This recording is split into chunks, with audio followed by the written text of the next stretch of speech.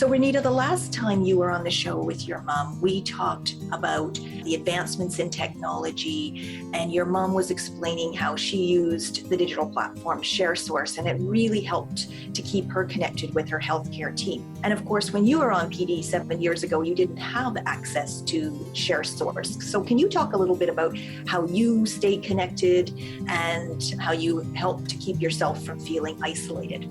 So for me, it was a lot of phone call appointments. My nurse would always call in. I would get phone calls. Okay, what is your weight today? What is this today? Because we have to check your weight, your blood pressure, how much did you drain that night? Get all the information from the machine. I'd have to go through my settings and write everything down in an old school logbook. And then when my nurse would call me, I would have to give her all that information. But now with my mom's setup, everything is all recorded in her machine. And with ShareSource, they have direct access. ShareSource transmits a patient's treatment data after completion of a dialysis session to the secure ShareSource platform.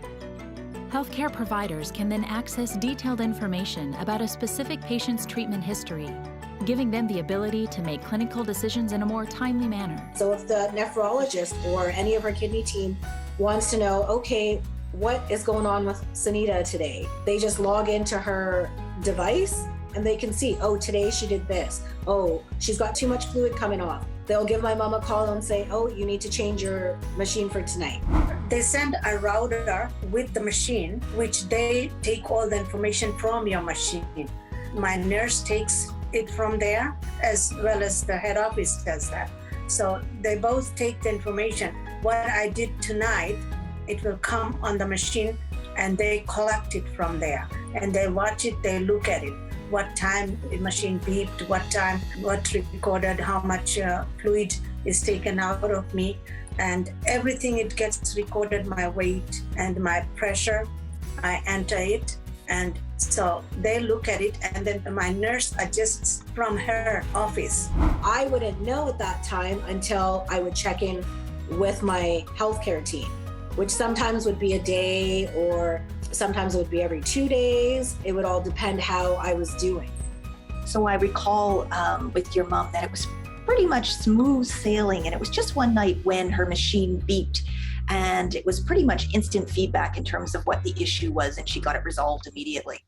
So everything comes on the screen. It says, if you hook it up wrong, it will correct you. So you look at it, you read the instruction on the machine, and you fix it. And I had no problem at all. Only time I called was last night, that's it.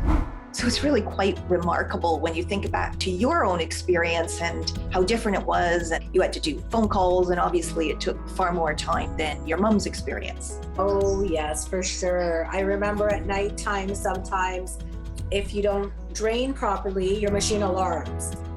So it sets off this annoying alarm.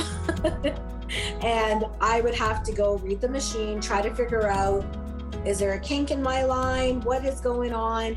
Alarms would go off and stuff, which is alarming, and you're scared, in the middle of the night, your alarm's going off and you got to figure it out. I have my binder with my pages going step by step.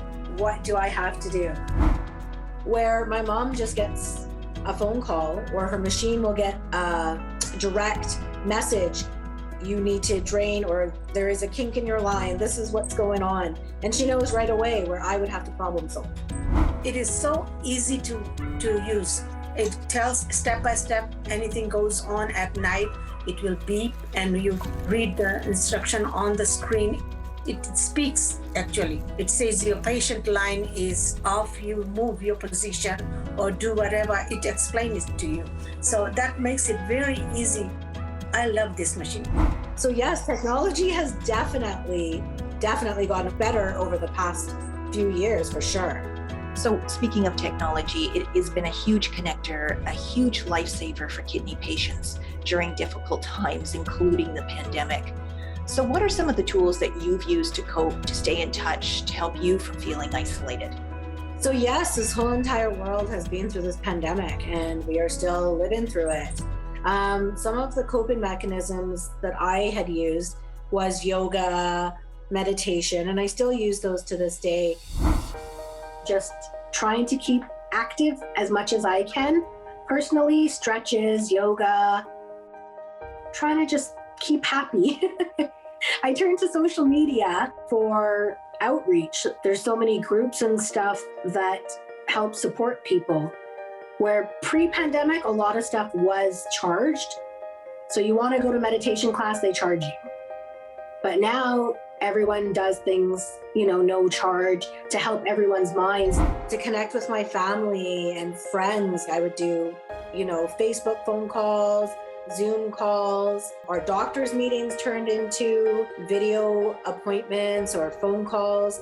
They do virtual visits now. So the personal attention has gone. Convenience is definitely there. I don't have to drive anywhere. Driving, commuting, yes, I'm happy I don't have to do that anymore. So there's always pros and cons to everything.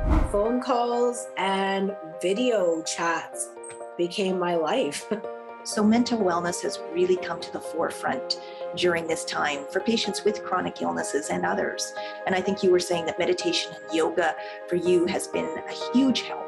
Yes, it most definitely did. I did go through a point where being isolated, being in a situation of the pandemic, I did fall under a little bit of depression.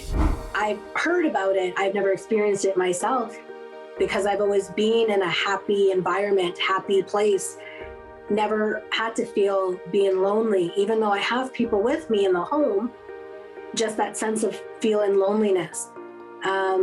I learned another thing, mental health is a serious thing. It's something that's now being talked about more because of COVID, I think, because a lot of people are going through it. I hate to say it, but suicide rates have gone up. Mental health is serious. So I have learned, that's one thing that I've learned about myself is just like kidney disease, mental health can happen to anyone. But being able to reach out to people via social media, join in support groups or, different kidney groups where people that are going through the same thing as me understand and everyone's there as support. As they say, you have a solid foundation. My husband is that foundation in my life. Honestly, if I didn't have him around during the pandemic, during my whole entire kidney journey, I honestly don't know where I would be right now. I personally I don't talk about it, but I have,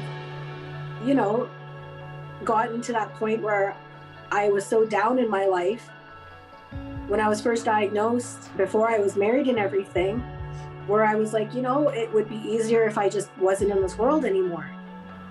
And then after I met my husband, it's like someone will still love you, even if you have kidney disease, if you're struggling, there is always someone there. So yes, he is probably one of my biggest supporters through everything.